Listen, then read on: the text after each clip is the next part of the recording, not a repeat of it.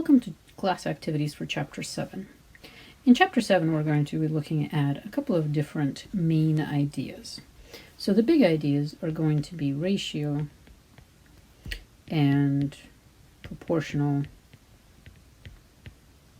reasoning. And we're going to be looking at those two together. And the second idea, main idea, is going to be multiple representations. So multiple representations means that we might be looking at very different ways of representing a particular situation. It could be a diagram or a simplified picture. It could be a graph. It could be a number line. It could be a table. It could be an equation, and so on, so on, and so on. Now, with multiple representations, sure, one may be easier or more obvious for a particular example or a particular problem than another, but what really represents a good, deep understanding of a concept is if a student is able to use all of these multiple representations, and not only independently, like you might say, well, solve this problem using a number line, but also how these multiple representations relate to each other. So for example, if we're looking at a rate of change, well, how would that rate of change look in a graph in this problem? Or how would it look in a table or an equation? So this is a very, very rich soil for discussing major concepts about ratio and proportion. So what we are going to be really focusing on is flexible thinking.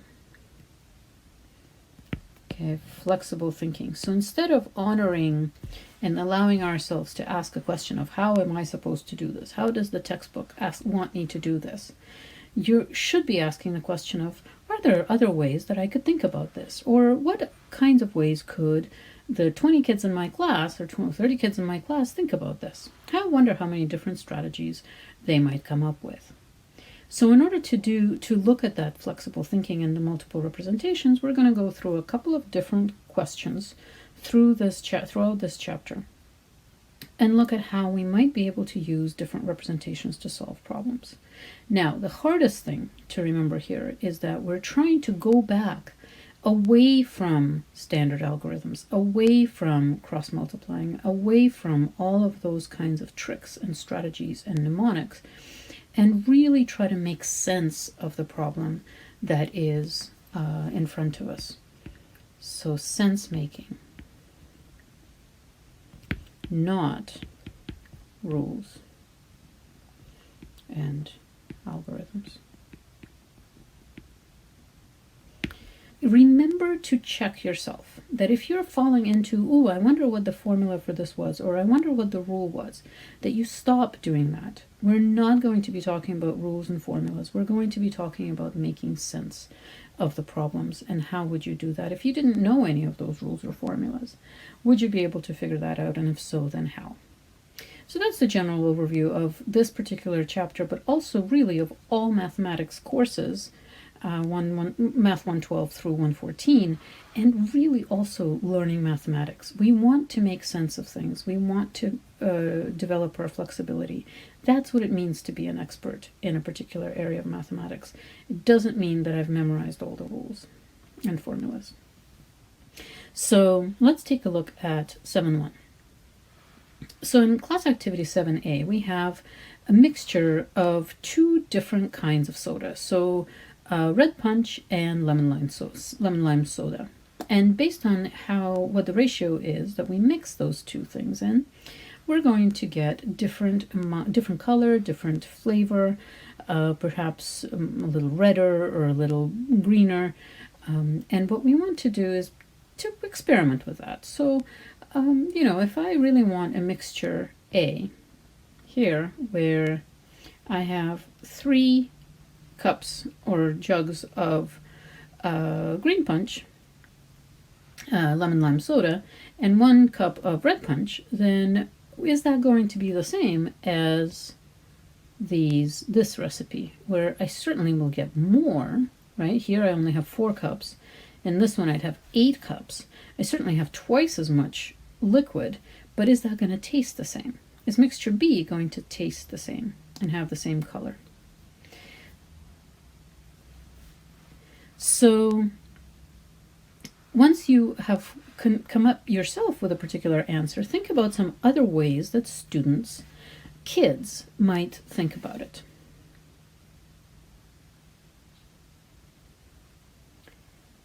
Now, one of the ways that kids think about this problem is they say, well, I had 3 green lime cups and 1 red punch cup. And what I did with mixture B is I added 2 of each kind. And they'll often resort to whatever you do to one side, do on the other side, and because they remembered that rule. And they'll say, yeah, I've added 2 more of each, so that should be okay. That should be the same flavor. But really, having had the experience, we're going to see that no, it's not going to be the same flavor. If we were to make it the same flavor and we wanted to add a total of 4 cups, we would need to add 1 of these to 3 of these.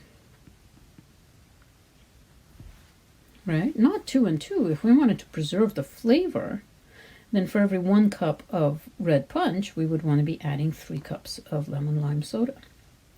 So this, if when we added 2 cups of red punch, that would be much redder and much punchier tasting than the lemon lime soda mixture from mixture A. So let's take a look at number 2. Suppose you mix 4 cups of red punch with 12 cups of lemon lime. Make a math drawing showing how to organize those cups so that you can tell from the way the cups are organized that the mixture will have the same flavor and color as mixture A. So if we have 4 cups of red punch, 4 cups of red punch, and there are other ways to draw this as well. This is certainly a good one. And 12 cups of lemon lime. So if we figure out how many of these batches we're going to make, and then all those batches are the same, preserving the flavor, then we're going to have a mixture that preserves the flavor. So in fact, if we have 4 cups of red punch and 12 cups of lemon lime soda, then we can say, you can see that we have actually 4 batches of this 1 red punch to 3 lemon lime soda, which is exactly the same as mixture A. So they would be the same. We would just have 4 times the size of it, the amount of it. So suppose you have 4 identical containers, 1 with red punch and 3 with lemon lime soda, all poured to the same level. You're about to mix them in a pitcher where you decide you want to make a little bit more. You want a larger amount to have the exact flavor and color. How can you do that? How will the mixture compare to mixture A? So I'm going to leave this one for you to answer before you come back and we look at question 4.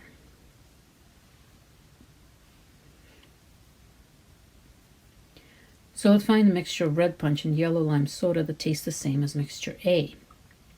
Now, look at the kinds of representations that we had been using in questions 1 through 3. Right? All of those representations were diagrams. Okay.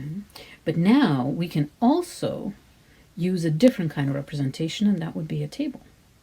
So let's see if we can fill out the table in such a way that it might be helpful for us in solving the problem. So find mixture of red punch and lemon lime soda that tastes the same as mixture A. Find other mixtures that taste the same as mixture B. Show this mixtures in the column of the 2 tables below. Explain why the mixture in one table will taste the same without using the words ratio or fraction. Now, this is the first situation where you see something like this written, that you're asked to explain something without using any particular words. Some particular words, ratio and fraction are 2. The reason we don't use those words is because those words often trigger a very well trained response from us. So as adults, we've been trained to do something when it says ratio. We've been trained to do something when it says fraction. It's just training. It's not actually resting on the understanding of those concepts. So if we take away some of the vocabulary that's been trained into us, perhaps we can explain it in simpler terms and focus more on understanding rather than requiring that everybody memorize the same procedures. So you'll see this happen often. And like the same thing with cross multiplying. We will not be using the word cross multiplying in this course. So let's take a look. If we have mixtures, we want to find mixtures that taste the same as mixture A. Well, and 1 red punch, 3 cups of lemon lime, and total 4 cups. Well, what if we make twice that much? Would that taste the same? It absolutely would. How about 3 times as much? How about half as much? Right, we can certainly make other lemon lime punches and lemon lime and rum and red punch mixtures that are going to be the same taste and color. Now, if we're looking at mixture B, we could also make the same, and we can make different mixtures. We could do 6, 10, 16. We can do a third of that, 1, 5/3, 8/3. Right? We can do a whole bunch of different ways, different quantities of this recipe. So we can do 9, 15, 24. We can do lots of different ways, and I'll let you fill in the rest of the table. Now, for number 5, explain how the use of tables in part 4, how to use the tables in part 4 to compare the flavors of mixtures. Well, let's see. How would we use the tables to make a comparison? We do certainly have much more information now than we did before, but how might you be able to do that?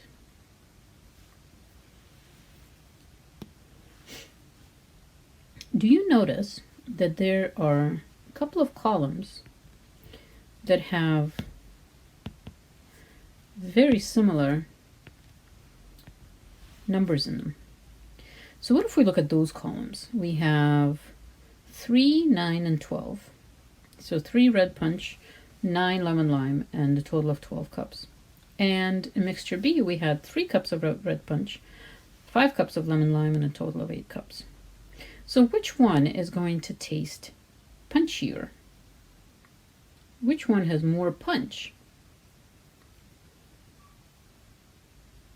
So for the same amount of red punch, right, the 3 cups of red punch, mixture B is only has 8 cups total, while mixture A has 12 cups total. So when we're keeping that constant, you could say, well, mixture B then tastes more like a red punch, because there's more red punch for a smaller amount of, there's the same amount of red punch for a smaller amount of total number of cups. Okay. We could have also, of course, created another table here, for example, where, let's see, I say, what about twice as much as the first one? We could have looked at this column, this column and this column. Then for the same amount of cups, total number of cups, we have more red punch in mixture B and less lemon lime punch. So as long as we're going to keep one of those values constant so that we can compare, we can look at the amounts and compare apples to apples rather than apples to oranges. And I'm going to leave number 5 for you to finish on your own to write out the conclusion for this particular problem.